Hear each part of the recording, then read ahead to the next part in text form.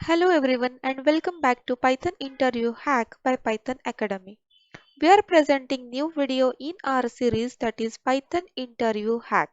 In this video we are trying to sort a list of number using sorting technique and that is selection sort. So let's see the problem statement. Given an array of integer, sort the array in ascending order using selection sort algorithm. So we are going to implement this using Python programming language. So before that, we will understand the algorithm. So basically there are three main steps. First one is set the first element as minimum. Compare minimum with the second element. If the second element is smaller than minimum, assign the second element as minimum. Then compare minimum with the third element. Again, if third element is smaller, then assign minimum to the third element. Otherwise, do nothing and the process goes until the last element. So here first we will see how this selection sort works on a list. So here we have first step that is set first element to minimum. So first element is 20. So we have set that element to the minimum. Then we will compare 20 with each and every element remaining in the list. So if we get any smaller element than 20, so we will set that particular element to minimum. Here 20 will get compared with each and every element. So here 12 is smaller. So 12 is minimum now. Then 12 will 10. So 10 is minimum. So then 10 will 15. So you can see 10 is smaller than 15. So 10 is minimum. Then 10 will get compared with 2. So again 2 is smaller. So here we get our minimum value that is 2. So then the next step is swapping. So we will swap the first value with the minimum value and that is 2 here. So we will get our sorted element that is 2. Then we will repeat this process for each and every element in our list.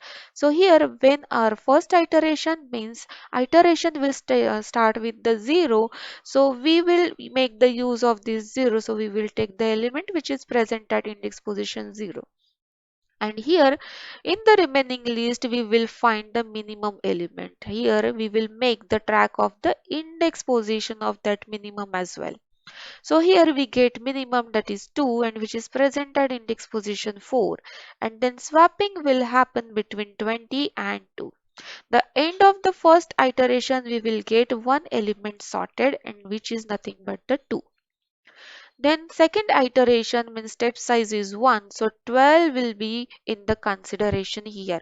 So here first in the remaining list we will find the minimum value. Here 10 is minimum and we will make the track of the index position of 10 that is 2. So here element which is present at index position 2 and element which is present at index position 1. So we will make the swapping and we will get two sorted elements when iteration 2 is completed here. Then for third iteration again same process is repeated. So in this way we will get our sorted list. So in the third iteration you can see 12 is compared with 15 and 12 is compared with 20. So again 12 is the minimum value which is at index position 2. So 12 is already in place, so no swapping will be there. Then for step 3 or the iteration 4, so 15 is with 20. So again 15 is already in place and 20 is already sorted here. So at the end of the fourth iteration, we will get our sorted list. Then we will see next example. So here we are having list of some numbers. So iterations will depend on your the length of the list. So when iteration is 0, so we will take 7 for consideration and we will search for the minimum element in the rest of the list. So 0 is the minimum element. So swapping will be between 7 and 0. Then for 5, 3 is the minimum element. So swapping will be between 5 and 3. Then 8, 5 is minimum. So swapping between these. So in this way at the end of a final iteration we will get our sorted list. Now we will implement these in Python programming language using Jupyter Notebook. So here we are having one list that is L. So L is having some list of integers. So we will first iterate over this list using for loop. Here I is our iterating variable. So first time the iterating value will be 0, so I value is 0.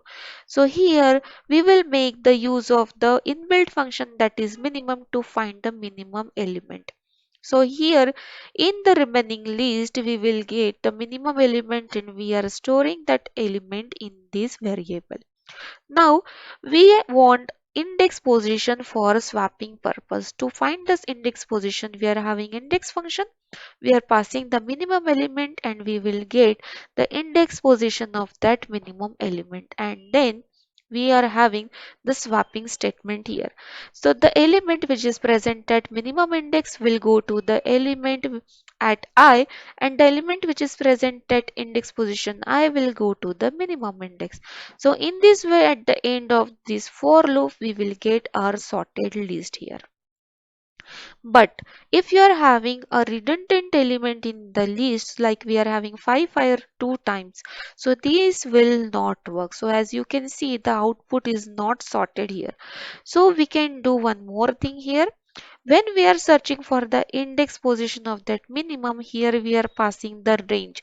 Means search the index position of this minimum element between this particular range, and it will give you the correct index position of the minimum element. And when I implemented this, so in this way we get our sorted list having redundant element as well. Then in the method 2, we have implemented the function here. This is function definition. The name of the function is selection sort, and we are expecting the list as the argument from the calling function. Again, we are having the same for loop which will iterate over the elements of the list, and here we are making the track of the index position of that I. So here we have assigned to some variable that I, and then we have implemented one more for loop which will search the minimum index position of the minimum value here, and this will search in the remaining list. So that's why we are passing I plus 1 up to the length. So there is one condition. So here condition is for the ascending order, that if the element at the jth position is less than the element in the minimum index which we have stored here. So if it is, so we have to make the new minimum index, that is j. So we are assigning that j to the minimum index. And at the end of this for loop, our minimum index is nothing but the minimum index variable. Then we will make the swapping. So the element which is at minimum index will go to the I, and the element which is present at I will go to the minimum index, and in this way we get our sorted list which we will return from this function. Now we will call this function. So the function is called with a list having some integers, so output is a sorted list. So again I can call the same function with different lists. So this is the reusability of the code. Using function you can reuse the same code multiple times. So this is selection sort. Thank you for watching. We will have some more video in the coming session. Till then, take care and goodbye.